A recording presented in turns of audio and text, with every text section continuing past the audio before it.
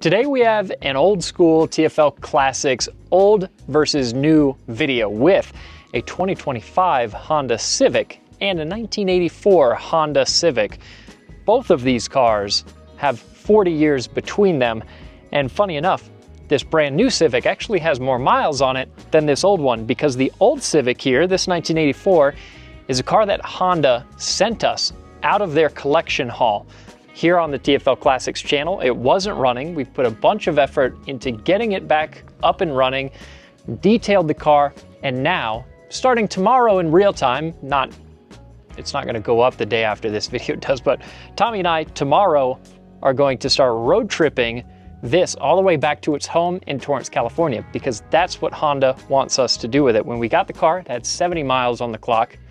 Now it's got a couple hundred as we've been getting it running, putting some fresh oil in it, running some fuel through the system. But in this video, as a little preview to this big road trip that we're doing, Alex, who's behind the camera, and I are going to do a little comparison to show how much progression there has been over the course of 40 years in the Honda Civic, one of the most popular car models of all time. What do you think? Yeah, I totally agree with that. This, when it showed up at our office, this old Civic, one of the coolest cars I think that's rolled through our office in a long time, which I think is really funny because back in the day it was as basic as it got, you know? There wasn't really much special about this car. Sure, people loved them, but yeah, I think it's way cooler in 2024 being this clean and this low miles. And yeah, like you said, we've got 40 years of Civic here, and we're gonna see how much has changed, what you get for your money, what the price differences are, and just go through these cars. I'll tell you what, this 84 Civic, and mostly in good ways, is a product of a very different time. It's amazing just how basic this vehicle is, and we'll show you some of the things that make it such a simple vehicle. Let's see, there it is. For one, we have this carbureted 1.5 liter 4-cylinder, so no fuel injection, and I would say that that means it's not a very complicated car. But as Andy and I have found out, there are about 30 vacuum lines going to this carburetor. The schematic for where all those vacuum lines go is unsettling, to say the least. Yeah, and Andy's we call him a magician because he's great with this kind of stuff, right? And it was even a challenge for him, but you know, complication's a scale, right? You know, like there's a range to that. And yes, this might be pretty complicated, but I think in 40 years, and you can tell me if I'm wrong on this, if we brought that gray Civic to Andy in 40 years, he would laugh and tell us to go kick rocks. I'll tell you what, it would be definitely some of the systems that make this more complicated, but also more sophisticated, a better driving car, a more powerful car, a more efficient car. Yeah, I don't know if they'll stand the test of time the way that this has, because this car has a lot of staying power. Its biggest challenge is the fact that it has been in storage for such a long time. This has been a museum car. And so really in its life, it's never run. I mean, it's never even gone through a full tank of gas until we got our hands on it. And because there was some we got fuel. it with what, like 60 some miles on it? Yeah, and because there was some fuel left in the system when it was stored, that kind of wreaked havoc on the fuel system. So Andy has had to go through that fuel system many, many times. A lot of shops and a lot of mechanics would look at the old carburetor and the condition that it was in and say, there's no salvaging it. We need to throw a different carb on there. But this car being so low miles and so original, we wanted to try and bring this car back. And I say we, it was all Andy. Yeah, totally. He did some great work on this car. And it came together really nicely. I'm glad I'm not going on this road trip with you guys because I have a feeling some things might go wrong. Oh, you want me to unlock the door? Yeah, that'd be great. Yeah. Also, that's a big difference, right? Yeah, Key fob? It is. I didn't even hit the button. That was all proximity. Yeah, it is a little bit more high tech in that way and in many ways. Under the hood of the new Civic here. Let's see if I can do this any smoother. Probably not. Should have practiced this before we rolled the camera. Where is it? There it is. So here. 2 liter, right? 2 hybrid liter. system. Exactly. So it's a 2 liter hybrid. Really impressive on this car. It's rated at 50 miles per gallon city, 47 highway, 49 combined. So unbelievably high MPG numbers on this. Yeah, 200 horsepower. It does have a CVT transmission instead of a 5-speed like what is in the old 84, so it's not as engaging to drive in that way. Although, of course, it being a modern car, it's got much better handling, it's quieter, it's more comfortable. They've, of course, improved it in every way. Big power difference, 200 horsepower versus what are we looking at over here? 76. Yeah, not great. Well, you know, it's a very lightweight car, and 76 horsepower is plenty enough to motivate it, but 76 horsepower is like an average number for a motorcycle these days. Yeah, and you haven't driven this over Vale Pass yet. I think your perception on 76 horsepower might change once you get it up. Yeah, when we're crossing, you know, close to 10,000 feet. Yeah. It'll be interesting to see. So in this video, we're not going to drive these two cars. If you want to see how the new Civic drives, we've done plenty of videos on this model of the Civic, as well as the Civic Si and the Type R with over 300 horsepower, and those are ones that you can still get with a manual transmission. If you're interested to see how this drives, you got to stay tuned because, again, we're going to drive this all the way to California. So we'll be able to tell you everything about how this car drives. Now let's switch things up a little bit. Why don't you jump in the passenger seat and let's show this Civic's interior, because I think more people these days are actually familiar with what cars have developed into over the last several decades versus what they used to be. So this is all pretty standard stuff these days. We've got screen, buttons, screens. We've got a lot of features. This is auto climate control, dual zone.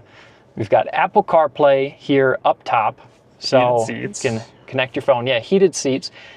I will say, as far as screens go, this is not the biggest, highest resolution, fanciest looking screen that's out there on the market. It's a more basic setup. This is a more economical car, but it's still very comfortable. It gives you quite a few features. You've even got a lot of driver assistance and safety features, tons of airbags. It's a comfortable car. Cup holders. Yeah, you do have cup holders. Some things that seem, you know, things that today we take for granted, but you'll see in a second why we shouldn't. Then we've also got this wireless charger here. We've got USB-C ports. Kind of fun. Our vents are hidden into this pattern across the dash. So that's not a vent right here in the middle, but it is right around the actual knobs that you use to adjust them. There's a fun tie-in there with the old school Civic, but this new car is super comfortable.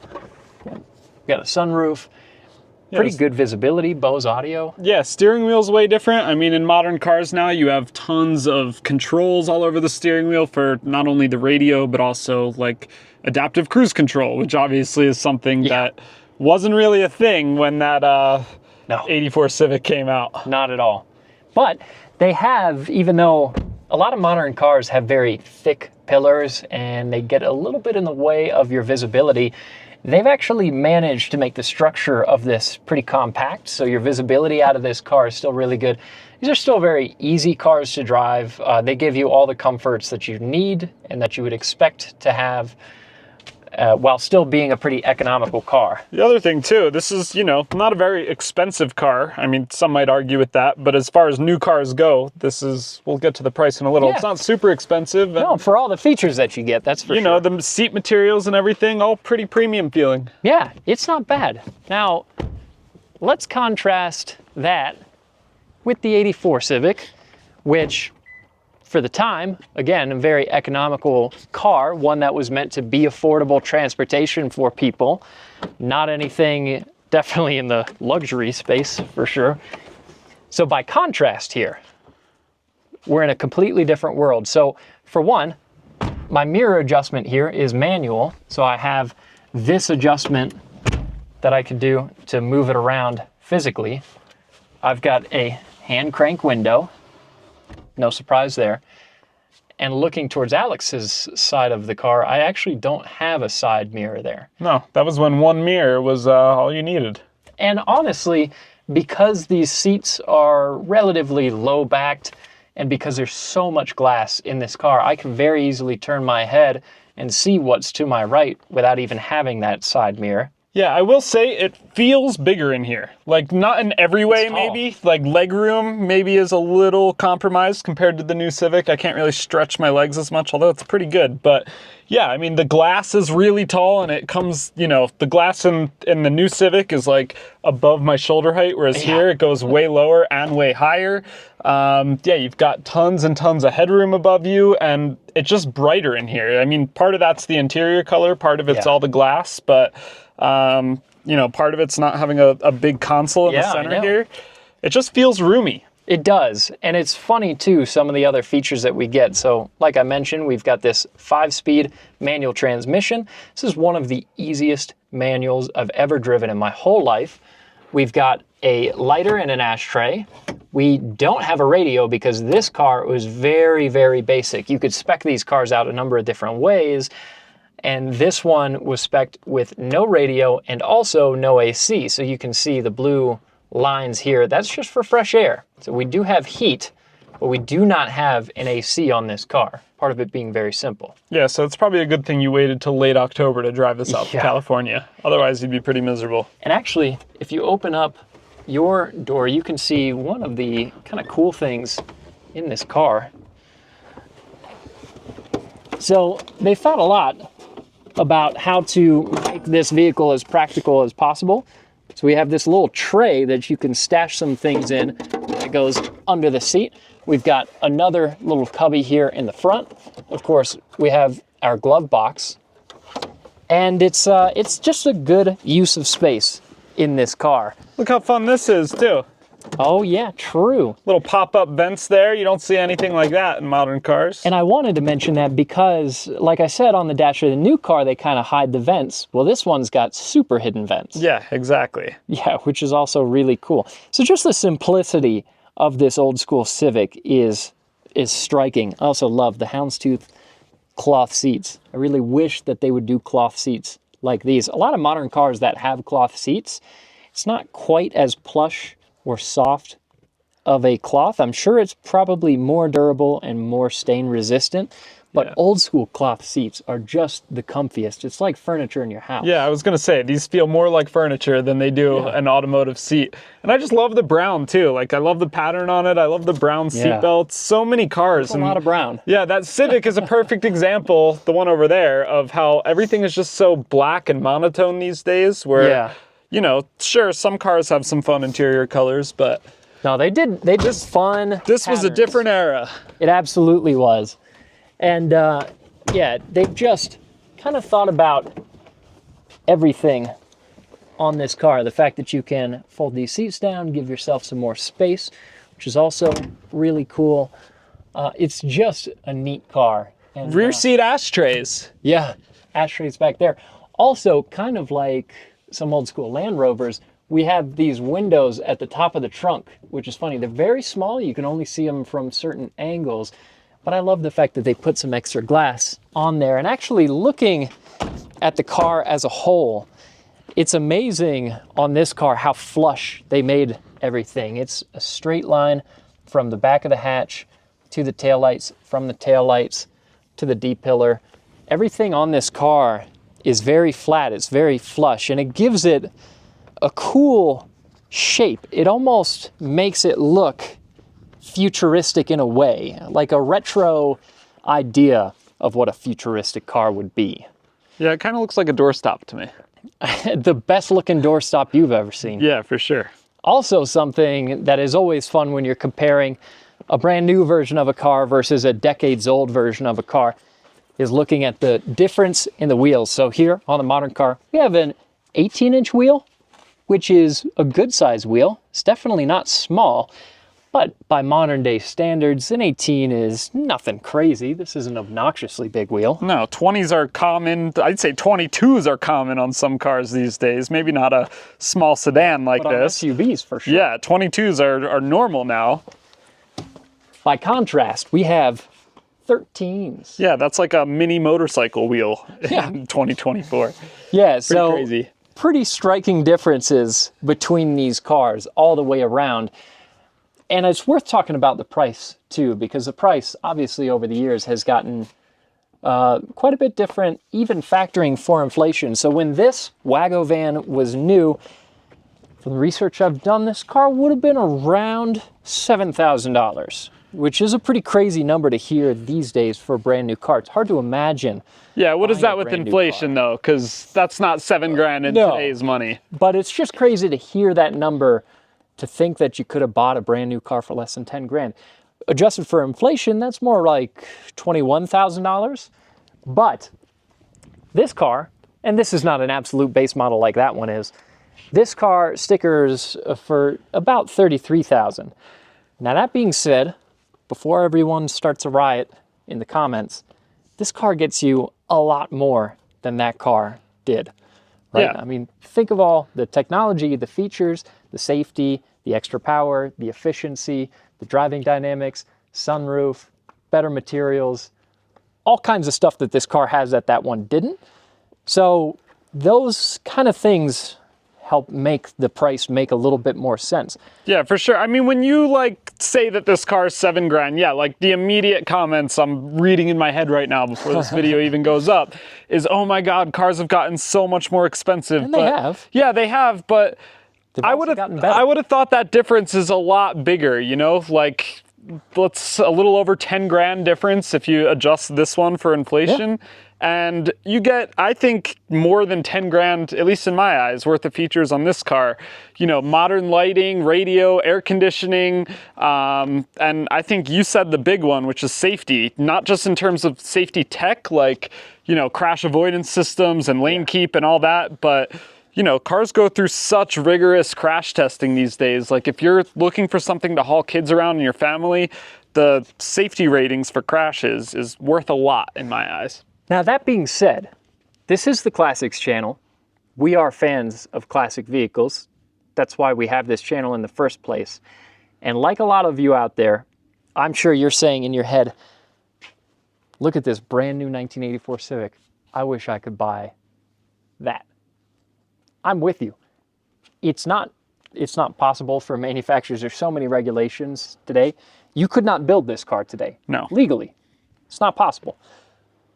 I'm with you though. If I could buy exactly this for even $20,000 today, some people might call me crazy, but I would. No, I don't think you're crazy. I think there's a lot of people that if these were both $31,000 today, a lot of people watching would go for the old one just because it's different. It is. It's cool. And just a basic piece of transportation. No frills, nothing that you don't need. That's what this car is, and that's what makes it so cool. And this car being a basic piece of transportation is all it was designed to do. We are so excited to finally get this car on the road, doing the thing that it was designed to do. Now there's some folks that don't love the idea of us putting miles on this car, and especially exposing it to the elements. So we're going to be out there on the road. It's going to run into some bugs going down the road, all that kind of stuff. The car's probably going to get a little bit dirty, and we're going to put some miles on it. But that being said, this car's lived its whole life in a museum, and it's really exciting to actually get to put this car on the road and film the whole thing, give this car an opportunity to do what it was designed to do. Yeah, and actually use it for once rather than it sitting in storage. Because again, this car has also been in a museum and it's been parked next to Integras and NSXs and other really cool Honda products that have always made this, you know, not the most exciting car in the museum. Well, that's why it was such a pain in the butt to get running, is because it spent its whole life in a museum. And it already lived that portion of its life. It spent 40 years sitting around doing nothing. It's time to give it a new life. It will continue to be a low mileage museum car, but this is a really cool opportunity for it to get to be the star of the show. And so we're going to do this video with it coming up very soon, taking this car all the way to California. Alex drove it a little bit on the way here. What are the chances that you think it ends up on the trailer versus getting all the way there under its own power? Yeah, we've got the trailer hooked up. There's a side-by-side on it now, but that's going to California with it. I'm not super confident. I'm crossing my fingers for you guys because I want you to make it there safely and have fun on this trip and get some good videos out of it. But I mean, I saw the process of this coming together the past, how long has it been? Like a year almost? Not quite. Probably. Months. I think it came in the winter. Yeah, so it's been months. 6 months. But I saw the whole process come together. It was constant headaches, constant taking it apart, putting it back together. Yeah. And it's not like we did a shakedown on this. Like Andy literally just finished this. He took it out a little bit to kind of, you know, make sure everything was working properly. But it's not like we've done a 100-mile all at once, get it properly up to temp. Like this is the shakedown, is driving it over 1,000 miles to California. As you all know, as car people out there, when a vehicle sits for decades not running, it takes a lot to put it back on the road. And so fuel system alone, Andy spent days laboring over this car, dropped the fuel tank, cleaned out all of the fuel lines, has gone through this carb time and time again, completely cleaned out the fuel tank, put it back into the car. So this whole fuel system, including the fuel pump, has all been gone through. Same thing, I mean, spark plugs, thermostat, timing belt, I mean, a lot of rubber components, vacuum lines. It's been an unbelievable amount of work that's gone into this car. And Andy just got that wrapped up well enough for us to do this as of yesterday. And we're leaving tomorrow. Yeah. So, yeah, there's definitely some uncertainty around it. I'm fingers crossed. I'm willing to bet you a 12-pack that we make it. All right, well, comment down below. Give us your best guess. How many miles is this going to make it out of 1,000 miles plus to California before these boys are on the side of the road pulling something apart? I think you're going to make it. I just think something's going to go wrong. But maybe I'm wrong. I'm giving this rad little car my vote of confidence. I think it's going to do it. So we have that to look forward to. Yeah, let us know what you think in the comments down below. It's going to be a pretty epic road trip to get there. That's all for this sneak peek, behind the scenes kind of thing. Because this next video that we're doing with this is such a heavy lift, we don't have the ability this week to do as much with this video. So that's why we're giving you this sneak peek to let you know what's coming down the pipeline and to keep your eyes peeled for it. It's going to be an epic drive. Yeah, there you go. 40 years of Civic. Again, stay tuned to alltfl.com because you're not going to want to miss this awesome video series that Case, Tommy, and Andy are putting together. Thanks for watching. We'll see you next time.